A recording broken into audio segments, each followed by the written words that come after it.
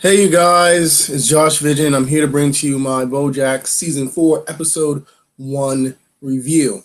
So the episode begins pretty much with a flashback back to 1992, and we see how Mr. Peanut Butter got his legendary casting role as the father of Zoe and Zelda on basically like a wannabe version of Horsing Around.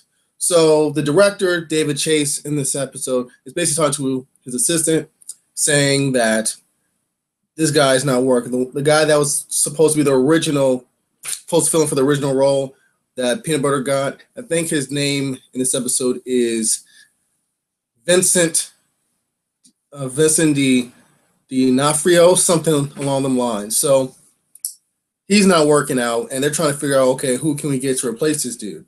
So Mr. Peanut Butter comes in, and he's all lively, getting the crowd, making the crowd laugh and all that. And the director is like, you know what? This might be the guy. And Vincent is pissed. He said, listen, you just want a guy that's a blank canvas, that's optimistic, agreeable, warm, and indomitable. There's no such man in this world that exists. And he pretty much says, I went to a theater school. And he just left right after that. So David Chase basically gives Mr. Peanut Butter the job. So we move forward back to the current timeline. And Diane is basically, it's like a montage of what's been happening over the 3 months. Since Diane lets us know that it's been 3 months since BoJack has been gone. So essentially, Mr. Peanut Butter is running for the governorship of California, and his ex-wife, Catherine, is one of his main, like basically the main one running things. So Diane at first is kind of like, usually some people don't like when their husband's ex-wives is there, but she makes me look like an optimist, basically making her look good. So we also see Todd and his relationship with Emily, and they're talking about if they each made $1 million, if one of them ever had like $8 million, what they would do with it. Todd says that he would try to make his own company and basically make himself a company with drones, I believe. But instead of having just regular drones, there would be a seat on it. So you just fly all around the place. And then he's like, but there's a seat attached to it, so it wouldn't really be a drone. Todd's like, we can agree to disagree.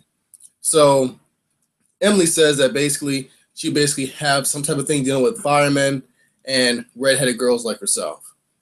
And she tells Todd essentially that she likes Todd, but she doesn't know really how to act with someone like him who's asexual. And sometimes labels matter because she wants a fulfilling relationship, if you know what I mean. So after that, I believe Todd is sleeping, and Todd wakes up, wants to hear noise at the door, and it turns out Emily actually gave him his own little drone with the seat. So the majority of the episode, Todd is basically on his drone, going around about, and he eventually breaks the control. So he's basically stuck there in the air for like a few days or so with his little kettle corn, which he snatches from rich poachers. So let's get back to Mr. Mr. Peanut Butter, and Diane. So with Peanut Butter and Diane, Peanut Butter actually loses the election. And I believe his ex-wife, Katrina, says, I'm going to say something to you that your dumb dog brain will understand. The reason why you've been given handouts in your life is because you're likable. But even likable people, when it comes to other people, have a ceiling. And you didn't have enough bones to get this one. You know why? Because not enough people liked you. So after that, Diane says, you know what? Don't listen to her. I still believe you would have been a good governor. And that sort of enthralls Mr. Peanut Butter, much to Diane's angst, to try to rally himself up. And he basically holds a press conference saying that he challenges what was his running? Well, base guy he was facing in the election, Mr. Woodchuck, to a skiing contest. Thusly, the winner would be the governor of California. So when it comes to Mr. Woodchuck, he's definitely the legit candidate and the rightful guy that should be the governor. He has a drought relief organization, geohydration technology plan, drought relief, essentially. But pretty much I believe him and his sister were talking about it, and he's saying how it's so ridiculous how this dude really wants to challenge him for the governorship, and that they live in a democratic society with Senate and Congress, and things must be done by passing bills, legislation, and all that crap. And that I believe his sister says, you know what, just give it a couple of days, few days, no one will be talking about it. 1 month goes by. People are still talking about it. Mr. Peanut Butter's talking about it on the late night show with the wannabe Ryan Seacrest. And even Mr. Woodchuck's like, Jesus Christ. His wife is basically telling Mr. Woodchuck, just do it, just do it. And he's like, it makes no sense. Why would I do something so ridiculous? And then he has a press conference, reaffirming the fact that, remember, my plan is a drought relief plan, people. And then one of the reporters like, hey, you know what? Forget the drought relief plan. What about you and Mr. Peanut Butter? And which Mr. Woodchuck is like literally like this, like, oh my God. Jesus. Oh. Listen, I would raise him if by some chance a legislation passed that made an amendment by 2/3 majority, I would face him in a skiing race for the governorship. But the likelihood of that happening is ridiculous. So Diane and Mr. Peanut Butter and his ex-wife Katrina is watching this, and Diane's like, well, like that's going to happen. And Katrina finds a way to make it happen. She basically goes for the rich people, with something to gain from basically benefit, trying to pass a bill that would favor Mr. Peanut Butter. It worked. It was like a little bit of a, kind of a School of Rock little montage that Katrina was leading. But that's neither here or there. So essentially, it gets done. The I Love California Amendment. So Mr. Peanut Butter is going to face Mr. Woodchuck, who apparently in his college days won many gold medals and is an excellent skier. And Mr. Peanut Butter says something so ridiculous, like right after said, wow, that actually happened. I only wish I knew how to ski. And Katrina and Diane's like this, they're like, so you challenge this dude to a skiing contest and you don't know how to ski. He's like, yep. So basically they both, well, Katrina mainly, sends Mr. Peanut Butter to skiing school, which he's only there for like 2 or 3 days. And he wasn't even taught anything. I think his Caterpillar teacher gave him a book, which he did not read, told him to come to class, which he didn't do until like after the class was over. So he didn't teach him anything. The only thing the teacher taught him before he died was always bend your knees. And then Mr. Peanut Butter, the only thing he heard was bend. He's like, oh my God, bend.